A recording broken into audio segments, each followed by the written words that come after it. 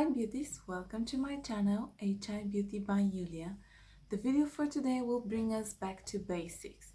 So we're gonna find out how to test what is our skin type and what are skin types. The idea behind the video for today is how you can navigate easily whether you buy your things online or you go to the beauty shops in order to pick out the right products for yourself. In order to improve your skin, you have to decide what exactly is its condition at the moment. But how to do this? There's so much information, there's online quizzes, videos, you can read about it, and it's actually too much because it just makes you really confused. The most common classification is actually 120 years old. It has purely marketing purposes because that's the way how we do our shopping for beauty products. I'm going to use this kind of classification to help to navigate in between the beauty aisles or online. Most of the skincare brands have decided to organize their beauty products for skin types or skin conditions.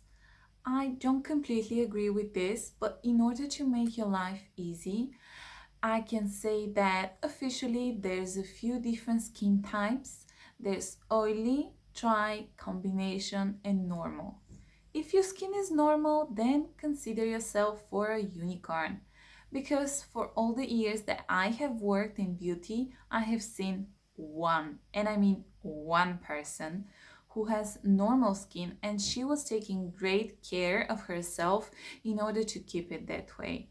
I don't think that normal skin really exists after your teenage years because after puberty, your hormones are completely different and you don't have this kind of baby skin anymore. It's really dry, oily, or combination. But with regards to the concerns, officially they're a bit more temporary, so they could be acne, dehydrations, wrinkles, or pigmentation. At least that's what I was told when I was in beauty school. There is no medical healthcare provider that studies skin types. So GP or dermatologist or a nurse, all of them don't know what you're talking about when you say, is my skin oily or is it dry? The reason is because they use completely different classification, which is Fitzpatrick types. But I'm gonna talk about this a little bit later. What I wanted to highlight is that skin type and skin condition is not something that really exists because your skin is constantly changing. So whether it is producing a bit more oil or a bit less, whether it's dehydrated or with wrinkles, this is not a type. That's something that is happening at the moment. It is your concern.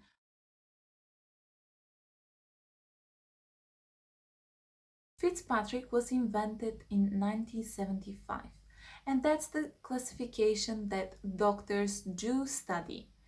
So this is the difference in skin tone and how the different skin tone react towards the sun exposure. So it is used in order to see what are the risks for different kind of cancer to happen on everyone's skin and what will be the best sun protection in order to prevent it. Your dermatologist will think about it when they are trying to find a course whether for IPL or chemical peels or any kind of microneedling. The idea is that different skin tone do react in different way.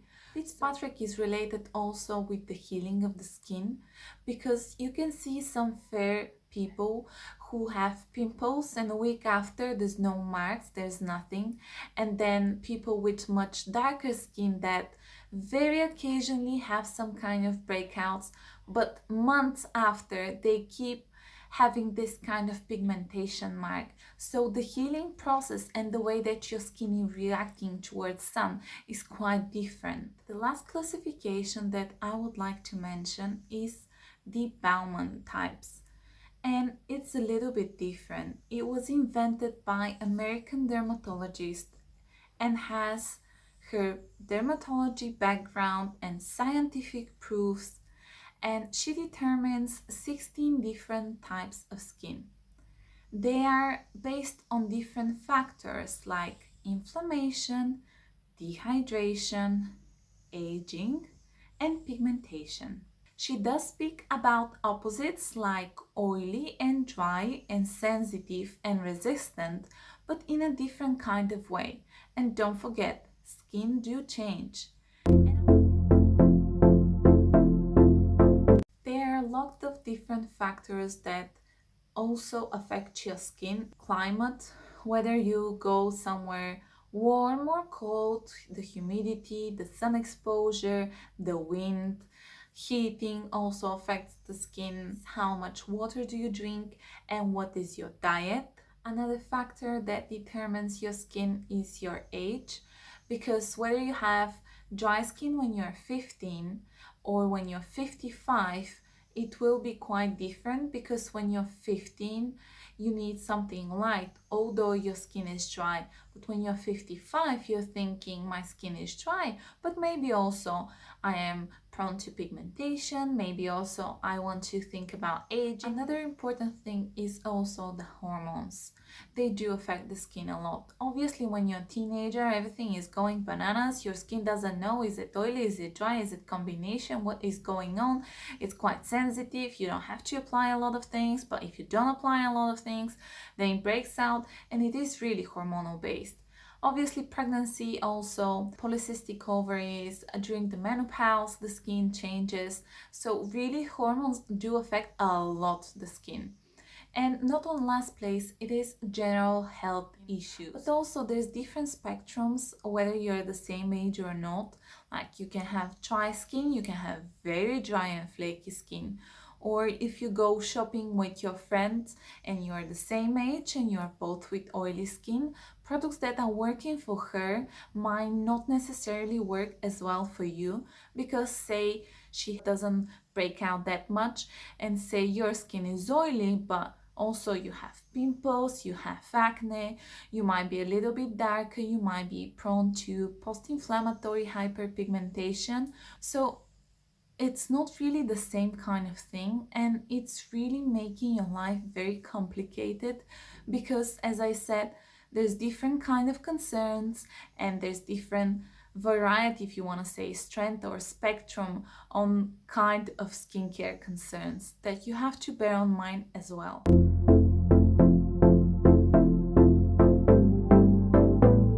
If you are completely new to skincare, or you did some kind of research and just your head blow up from all the information, then that's the video that you have to watch. I'm going to give you a few different examples how you can test your skin in order to determine what is your skin at the moment, so that you can go and buy yourself the right products. If you want to do the tissue test, then in the evening remove your makeup, wash your face with whatever cleanser you're using, and don't apply moisturizer. Just go to bed. In the morning, when you wake up, take a tissue and just stick it on your face. Just tap it nicely, don't go crazy, and you will see afterwards if there's any oil. Just take the tissue and try to place it against some kind of light, whether it's just a strong lamp or towards your window when there's some sunny nice weather outside, and just see if there's any kind of oil residue left on the tissue. It might be just on the T-zone, it might be dry all over, so your skin is dry, or it might be a little bit damp with oil residue all over, which means that your skin is oily. There are a few other different ways that you can check what is your skin. First, it could be by checking the size of your pores. If you're overproducing oil, then quite likely you will have some enlarged pores. Don't forget that the one around the nose are more and a little bit enlarged with everyone. So if there's some pores there but nowhere else, that doesn't mean that your skin is combination. Quite likely it is drying. If the pores are very fine and they're not so visible, then quite likely your skin is dry. Another way to see if your skin is oily or dry is to think about it. How does it feel after cleansing? If you wash your face, does it feel like nice and tight, or it's quite relaxed and refreshing because you remove all the oil? Another way is to think, how often do you have to moisturize? If your skin is dry, then especially now with all the heating and the cold, you feel like you have to constantly reapply your moisturizer. But if you don't really think about even moisturizing, then very likely your skin is oily. And the last way that you can test your skin is by pinching it. So it is related with the elasticity of the skin. If your skin is well moisturized or a little bit or more oily, then once you pinch it like this, it will go back quite quickly, it will bounce. But if your skin is dry, then it takes a little bit more time to go back. The same thing with mature and young skin. When your skin is young, it's quite elastic, but once when you get a little bit older, because the produce of collagen is slowing down, also the produce of oil is slowing down, the elasticity will be worse. Say you did all the tests so far and you're still not completely sure, then you just have to see how your skin feels like in general. If your skin is oily, then you will be prone to comedones or blockages, acne, your skin will look shiny, it will be quite overproducing with oil, you don't want to apply moisturizer, you feel like almost everything makes your skin even more shiny and more oily. If your skin feels dry and quite tight, especially after cleansing, it might be a little bit flaky.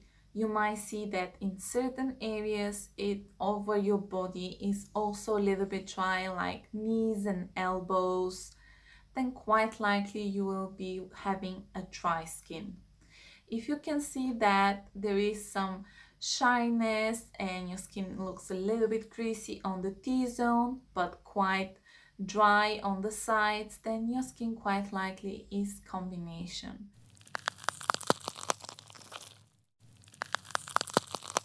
A lot of people mistake that their skin is sensitive because they had one or two bad reactions from products or treatments. And sensitive skin is much more than this. Sensitive skin could be flaky, could be with rashes, with redness. It's quite irritable most of the time. Almost everything makes your skin react. It might be a little bit stinging as well, feels a little bit tight, and it's just very reactive and angry skin. And this type of skin, you have to do patch tests for everything that you're using. That's sensitive skin.